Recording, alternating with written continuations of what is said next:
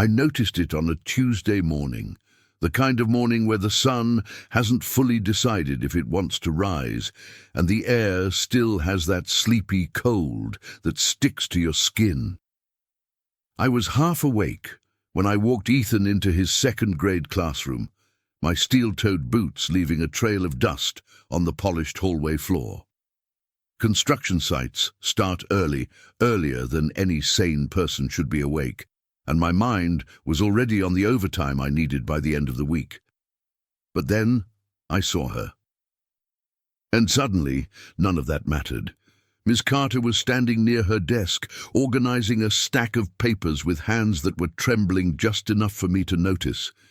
At first I thought maybe I was imagining it. Maybe it was just the fluorescent lights making everything look harsher than it really was. But when she turned around, the truth hit me harder than I expected.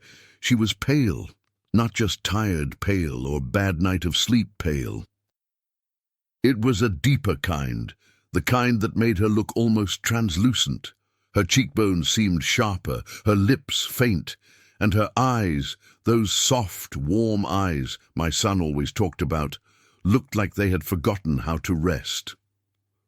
"Good morning, Mr. Hayes," she said, and even her voice carried a strain I hadn't heard before. Ethan didn't notice. Kids rarely do. He ran ahead to hang his backpack, humming the same little tune he always hummed when he was happy. And for a moment, watching him, I forgot about everything else. Then Ms. Carter cleared her throat, and my attention snapped back to her. You look a little pale today," I said before I could stop myself. It sounded stupid the moment it left my mouth, like something a nosy neighbor would say. She let out a soft laugh, too soft, too practiced. "Long week already, I guess," she replied. "But I'm okay." She wasn't okay. I could see it. Anyone who looked closely could. But she moved with this almost delicate determination, like someone who knew she was falling apart but refused to let anyone see the pieces. I didn't know her well, barely at all, really. To me, she was just Ethan's teacher. But something about her that morning felt wrong. I wanted to ask more, but she shifted her body slightly away from me, as if creating space would make the conversation disappear. I didn't push. I'm not the type who asks personal questions, especially when I barely know the person. I just nodded and forced a smile before leaving the classroom. All day at work, though, I couldn't shake the image of her pale face.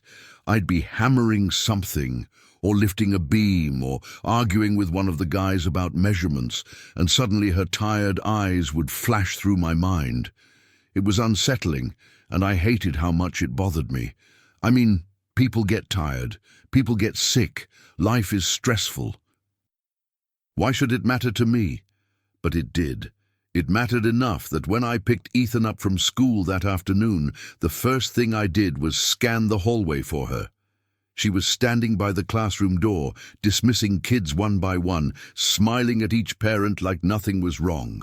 But the moment she turned slightly, I saw it, the wince, the strain, the way she held her breath for an extra second before exhaling, as if that was the only way to keep herself upright.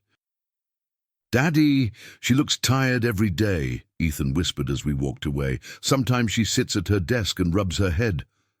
That made something twist inside me. "How long has she been like this?" I asked. "I don't know. A long time. She gives me snacks when I forget mine. She's nice." I frowned. I didn't remember buying snacks recently. Maybe I had and forgotten. Being a single dad means living in a constant fog of exhaustion and improvisation. That night, while Ethan watched cartoons and slurped spaghetti noodles, I found myself replaying her expressions like some kind of slow-motion film in my mind. The pale skin, the weak smile, the trembling hands. The way she kept shifting her weight, like standing still, was too much for her legs. Why do I even care, I thought. She's a teacher. She's not my problem. But deep down, I knew that wasn't the real reason.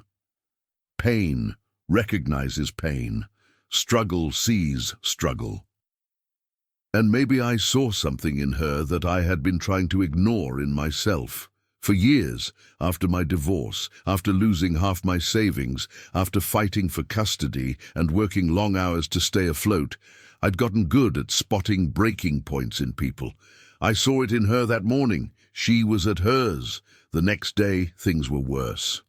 When I dropped Ethan off, Miss Carter nearly dropped a pile of books. Her fingers slipped, and I had to rush forward to catch them before they hit the floor. "Oh, thank you," she said, forcing another strained smile. "I'm just a little clumsy today." Clumsy. Right. From up close she looked even paler. There were faint shadows under her eyes, and for the first time I noticed how loose her clothes looked on her. Had she lost weight? A lot of it. "Are you sure you're okay?" I asked again. She nodded too quickly. "Just tired." But her voice cracked at the end. That one tiny crack felt like someone pulling back a curtain, revealing a glimpse of something darker behind it. Later that afternoon, when I picked Ethan up, she looked like she was barely holding on.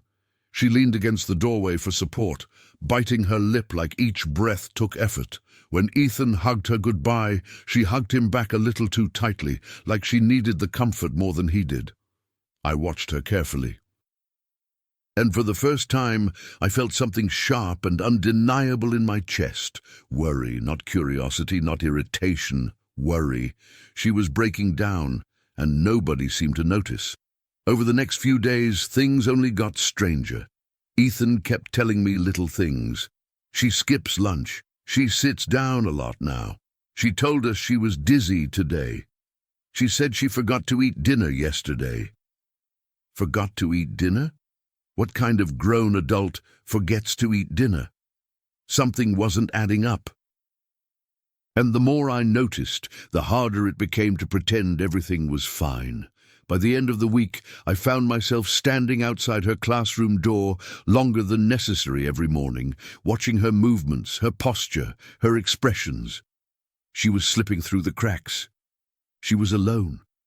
And though I didn't understand why, I cared. One morning, I caught her gripping the edge of her desk so hard her knuckles turned white. When she saw me, she immediately straightened up and smiled, but the moment she looked away, her entire body sagged. That was the moment I knew this wasn't something small. Something was deeply wrong, and I had no idea that the truth, the real truth, would not just shock me, but silence me in a way I had never been silenced before. The following week felt heavier than any I could remember. Each morning, the first thing I did was look at her face. Not intentionally, my eyes just went straight to her the second I walked into the classroom, and every day the change was more obvious. The paleness, the tired eyes, the slight shake in her hands. It wasn't normal anymore. It wasn't even just concerning. It was alarming. One morning, when I walked Ethan in, she was sitting at her desk with her head bowed, like she was trying to steady herself. When she heard us enter, her posture snapped upright so fast it almost hurt to watch. She forced that same brittle smile again, but her eyes betrayed her. "Good morning, Mr. Hayes. Ethan." I nodded, trying to hide the shock on my face. "Morning." She stood up slowly, her hand trailing across the desk to steady herself, but even then, her knees buckled slightly. I stepped forward on instinct. "You sure you're okay?" I asked again. "I'm fine," she said too quickly. "Really, just a bit dizzy." But she didn't look fine. She looked like someone running on fumes. Someone trying desperately not to collapse in front of a room full of 7-year-olds. I hesitated before leaving. Something about walking out felt wrong, like I was abandoning a sinking ship. But I had to work. Bills don't pay themselves, and single dads don't get the luxury of slow mornings. So I left, but the uneasiness followed me all day like a shadow. That afternoon, when I came to pick up Ethan, the hallway was buzzing. A few parents whispered to each other, glancing toward the classroom. I quickened my pace, my heart suddenly pounding for reasons I didn't understand. And then I saw her. She was leaning against the doorframe, one hand gripping it tightly, her eyes half closed. Her skin looked almost grey in the hallway light. When she noticed me approaching, she straightened, but the effort looked painful. "Rough day?" I asked, trying to keep my voice steady. She nodded weakly. "Just a headache." But as she handed Ethan his backpack, her hand slipped for a second, and the bag nearly fell. That's when I noticed something I hadn't seen before, her wrist. It was incredibly thin, almost fragile. And just above it, I spotted a small bruise, faint but visible. Bruises, trembling hands, skipped meals, dizziness, pale skin. Something inside me snapped. "Look," I said quietly, leaning closer. "You don't look all right. If something's going on, you can tell someone. You can tell me. You shouldn't feel like you have to hide it." For a moment, she looked like she might actually tell me something. Her lips parted slightly. Her eyes softened, full of something heavy and unspoken. But then she shook her head, forcing a smile. "I appreciate that, but I promise I'm okay." She wasn't okay. She was lying through her teeth, and we both knew it. I walked away angry, not at her, but at the situation, at the school, at myself for not knowing what the hell to do. Ethan tugged on my hand as we walked to the car. "Daddy, today she sat down during reading time. She never sits during reading time." My stomach tightened. "And she told me she didn't have lunch again." I froze mid-step. "What do you mean again?" "She said she forgot, but kids were wondering why she never eats." "Forgot? Nobody forgets lunch every day. You forget once, maybe twice, but every day." When we got home, I heated leftovers for Ethan and sat at the table staring at nothing while he ate. My mind kept flipping through every detail I'd noticed over the past 2 weeks. The weight loss, the bruises, the pale skin, the dizziness, skipping meals, forcing smiles. Was she sick? Was it an illness she was hiding? Was someone hurting her? Was she going through something horrible that nobody saw? And worse, why did she feel the need to hide it? That night, I couldn't sleep. Every time I closed my eyes, I saw her face, the way it went blank with exhaustion, the way she leaned on the doorway, the way her knees nearly buckled. The next morning, everything changed. I brought Ethan in, expecting to see her standing by the door like always, but when we walked into the classroom, she wasn't there. The kids were unsettled, talking in small clusters. A substitute teacher stood at the front of the room looking nervous.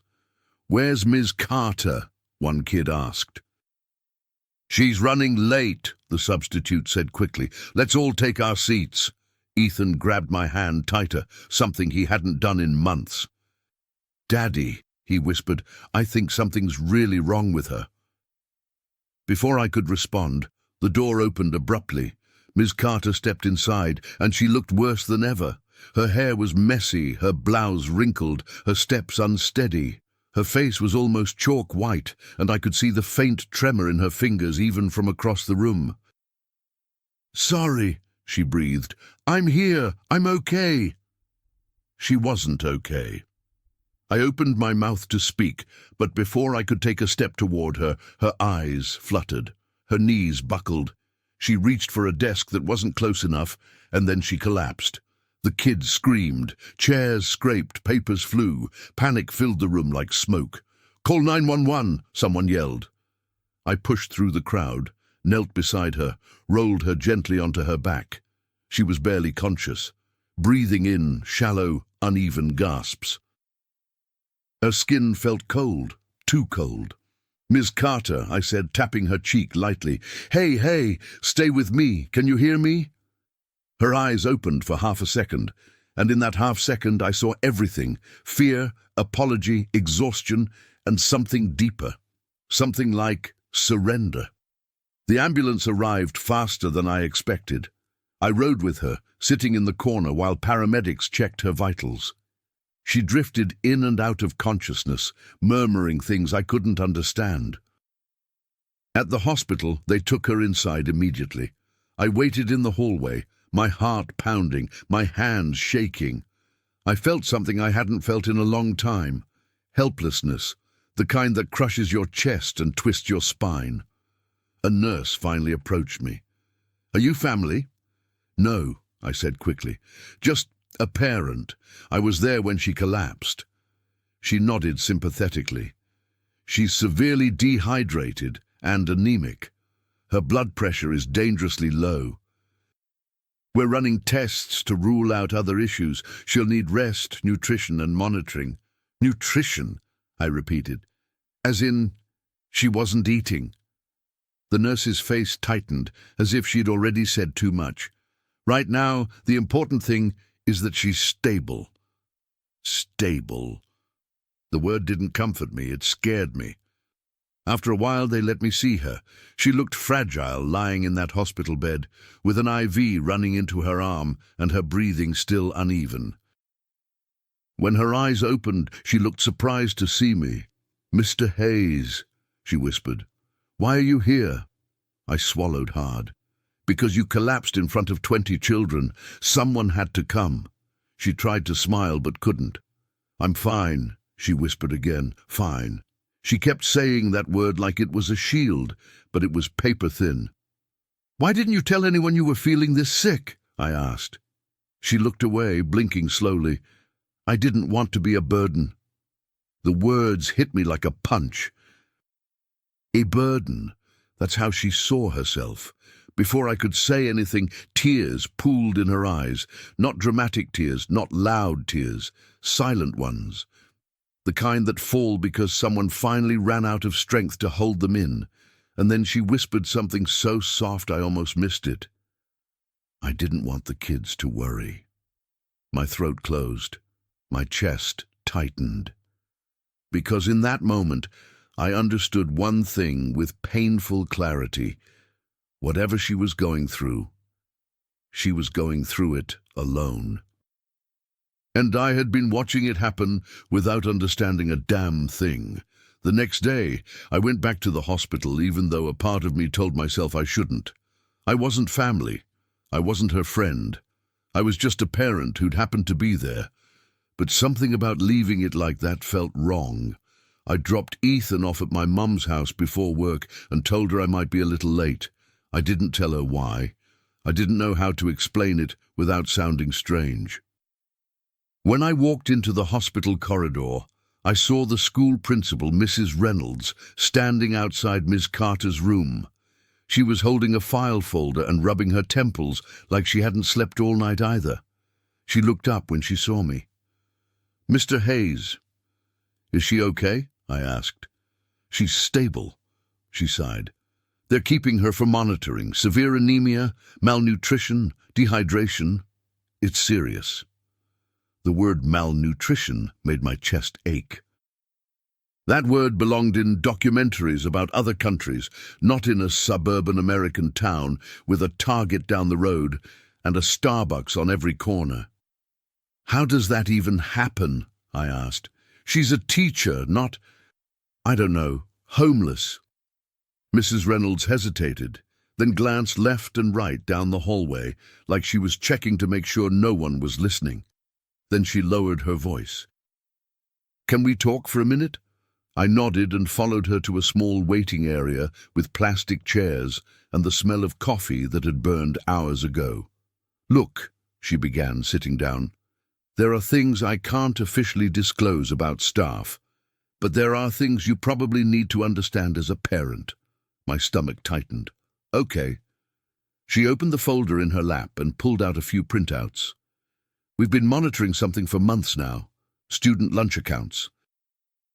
Classroom supply reports, some unusual patterns. At first, I thought it was just a glitch in the system, but then I realized it wasn't." She handed me a paper. I glanced down and froze when I saw Ethan's name. Lunch account, negative balance, repeated charges covered by anonymous donor. "Anonymous donor?" I asked slowly. She nodded. "Her." My eyes shot up. "What do you mean, her?" I mean, Ms. Carter has been personally covering lunch debts for multiple students in her class, Ethan included.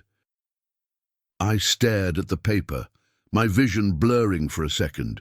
Your son's account has been negative for months, she continued gently. We send automated emails when that happens. I swallowed hard, embarrassment setting my face on fire. I work early. I barely check email unless it's about work. I must have missed it. She didn't want kids to be embarrassed in the lunch line, Mrs. Reynolds said quietly. Some kids get teased, some stop eating, some pretend they're not hungry. So when she saw students' accounts hitting red, she paid out of pocket. I sat back in the chair, feeling like the wind had been knocked out of me. For how many kids? I asked. Mrs. Reynolds flipped to another page. In her class alone? 6? In the whole school? More. But she covered several repeatedly. Ethan's one of them. I felt shame flood me in waves.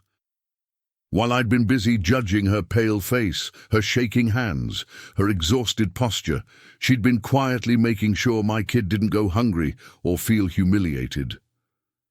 She shouldn't have to do that, I muttered.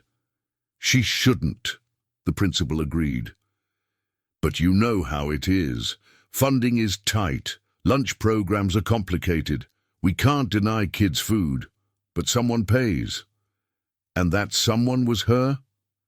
Mrs. Reynolds nodded, closing the folder. She works a second job at a bookstore. Sometimes a third as a tutor. She rents a small apartment and doesn't have family nearby. She buys snacks for the classroom. She buys extra clothes for kids who come in wearing the same thing every day. She paid a field trip fee last month so Ethan wouldn't be the only one staying behind. I stared at her. Wait, the zoo trip, I thought he wasn't going. He wasn't. Then she stepped in. A memory flashed in my mind. Ethan coming home that day, excited, talking about giraffes and penguins and how the bus was noisy. I remembered feeling a twinge of guilt and pushing it down, telling myself I'd make it up to him later. I never did. Someone else did. She did. All those moments I'd been irritated at the school. All those mornings I'd looked at her and thought she was just another overworked adult who needed to get it together. And all that time, she'd been quietly bleeding herself dry to make sure kids like my son didn't feel the weight of my struggles. And that's why she's... I gestured vaguely, unable to finish the sentence. That's a big part of it, Mrs. Reynolds replied. The doctors think poor nutrition has been going on for a long time. Skipped meals, not enough iron, not enough rest. Her body finally shut down. I ran a hand over my face. The hospital light suddenly felt too bright, too harsh. You look like you didn't know any of this, she added gently. I didn't, I said hoarsely. All I saw was a woman who looked pale and tired. I thought she was neglecting herself. I thought maybe she was irresponsible. Mrs. Reynolds gave a faint, sad smile. We all do that, don't we? We see the surface and build an entire story in our heads. Meanwhile, the real story is happening somewhere we're not looking. I stared at the floor. Her words stung because they were true. For a long moment, neither of us spoke. I could hear the beeping of machines from distant rooms, the rolling of carts in the hallway, the murmur of nurses exchanging updates. Life kept moving, while my mind stayed stuck on one question. How many times had I complained about something that someone else had been silently sacrificing themselves to keep from breaking? Can I see her? I finally asked. She's awake, but tired, Mrs. Reynolds said. If you do, keep it short. I stood, my legs feeling strangely heavy, and walked back toward her room. On the way there, I passed a window and caught my own reflection. I looked as tired as she did, different kind of tired, different reasons. But still, two people drowning in different oceans, and I'd been mad that she didn't look like she was swimming right. When I stepped into her room, she turned her head slowly toward the door.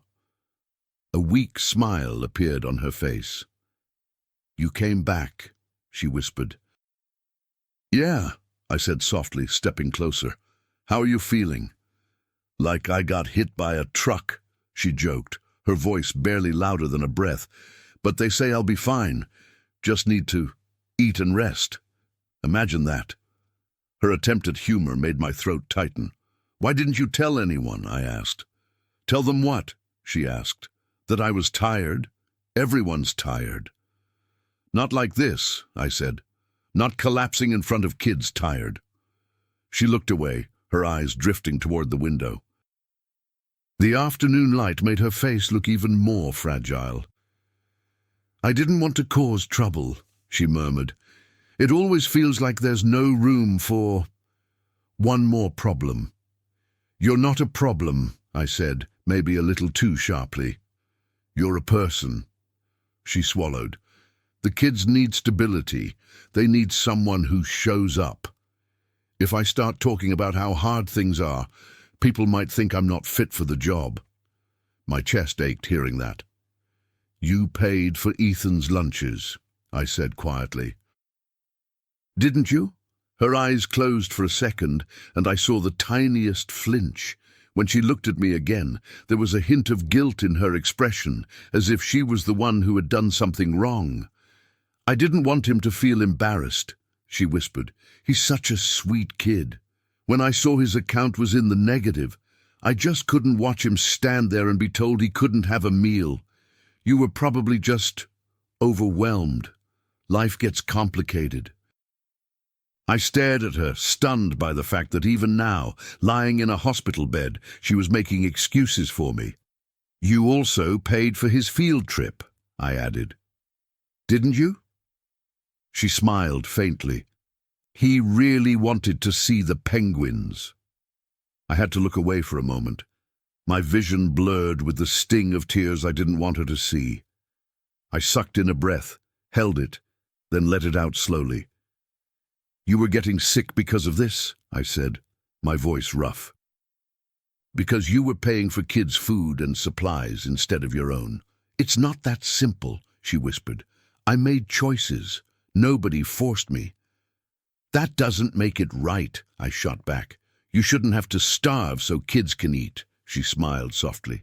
"Someone once did it for me, when I was a kid. My third-grade teacher used to slip food into my backpack when she thought I didn't notice. She always said, 'No child should feel small because of money.' No, I guess I wanted to be that person for someone else." Her words hit something deep inside me. I thought about how many times I'd told myself the world was cold, that everyone was only out for themselves. And yet, here she was, proof that some people still fought quietly against that tide. "We like to pretend everything's separate," she continued in a tired voice. "Your struggle's over there, mine over here, but it's not. The way we treat each other, it all connects. You give what little you have, and somehow it lifts more than you'll ever see." It sounded simple, but there was a weight to it that I couldn't shake. The idea that what we send out doesn't vanish. It circles back somehow, somewhere. "You were sacrificing yourself," I whispered. She shook her head slowly. "I was making choices, maybe not smart ones, but I couldn't look at their faces and tell them no. Not when I knew what that felt like." Silence settled between us, thick but not entirely uncomfortable. It felt like standing in the middle of a storm that had finally started to calm, but the damage was still there, visible in every direction. "I judged you," I finally admitted. "I saw you looking pale, tired, shaky, and I thought you were just not taking care of yourself. Maybe irresponsible, maybe unprofessional. I even complained to the principal about the school not doing enough." She blinked slowly, absorbing my confession. "I'm sorry," I said, the words coming out heavier than I expected. "I had no idea what you were carrying. I only saw what I wanted to see." She gave me a small, exhausted smile. "Most people do. We all do. We think we know the whole story because we see one page. For the first time, I realized that everything I'd been thinking about her said more about me than it did about her. My frustration, my assumptions, my impatience. I'd been walking around with a story in my head about how the world worked, and I'd shoved her into it without ever asking if she fit there. "You're not the bad guy, Michael," she whispered. "You're just tired. Like me, just in different ways." My name in her mouth sounded softer than I expected. "But you chose to give," I said, "and I chose to judge." She looked at me with an expression that was almost tender. "You're here now. That counts for something. It shouldn't have been enough." It didn't erase my ignorance, or her physical suffering, or all the times I'd rolled my eyes walking past her classroom door. But in that moment, it felt like the tiniest beginning of something different. Like maybe the way I'd been seeing the world wasn't the only way to see it. "I don't know what I can do," I admitted, "but I don't want you to go back to that classroom and collapse again because nobody helped carry the weight." She closed her eyes, tears finally spilling over. "Just don't let them feel alone," she whispered. "The kids, the parents, the teachers, people look strong until they don't. Sometimes all it takes is one person asking what's really going on and meaning it." Her words stayed with me long after I left the hospital. They followed me into my truck, onto the construction site, into the grocery store, back home, into the quiet kitchen where Ethan worked on homework while I cooked dinner. All day, one thought repeated in my mind like a heartbeat. She was getting sick taking care of kids like mine. And while she was doing that, I was standing on the sidelines telling myself the world was cruel. Maybe it was, but she was proof that it didn't have to be. Not all the time, not in every corner, not if someone chose otherwise. And for the first time in a long time, I wondered, what would happen if I chose otherwise too? Over the next few days, I couldn't stop thinking about everything she had said. Everything I had learned. It felt like someone had handed me a mirror, and, for the first time in years, I was seeing myself clearly. Not the version I like to imagine, not the hard-working single dad doing his best, but the man who had been walking around with blinders on, building judgments out of thin air while someone else quietly carried burdens she never talked about. And the worst part? She hadn't asked for anything, not food, not help, not understanding. She had given and given until her body physically collapsed, and not once had she raised her hand and said, "I need someone too." I wasn't sure what to do with that realization, but I knew I couldn't go back to pretending everything was fine. I couldn't just send Ethan to school, nod politely at Ms. Carter, and go about my day as if I didn't know what she had sacrificed. 2 days later, when she was finally discharged from the hospital, I picked up Ethan and drove straight to her apartment. I didn't even know if it was appropriate. I didn't know if it would make her uncomfortable. I just knew that walking away felt worse. Her apartment building was old, older than I expected. The paint on the outside was peeling. A couple of windows had cracks in the corners. There was no elevator, just a narrow stairwell that creaked under my boots as I climbed. When she opened the door, she looked surprised and tired, still pale, though a little rosier than before. "Michael," she asked softly, "what are you doing here?" I lifted the bag of groceries in my hand. "Thought you might need a few things." Her eyes flicked to the bag, then back to me. "You didn't have to." "I know," I said gently, "but I wanted to." She hesitated, then stepped aside and let us in. Her apartment was small, tidy, simple, and empty in ways I didn't expect. No food on the counter, no fruit bowl, no snacks. The fridge hummed quietly in the corner, and when she opened it to put something away, I saw inside a single carton of eggs, a half-empty bottle of ketchup, a leftover takeout container, and nothing else. Nothing. It hit me hard, harder than I thought it would. "Do you even have anything to eat?"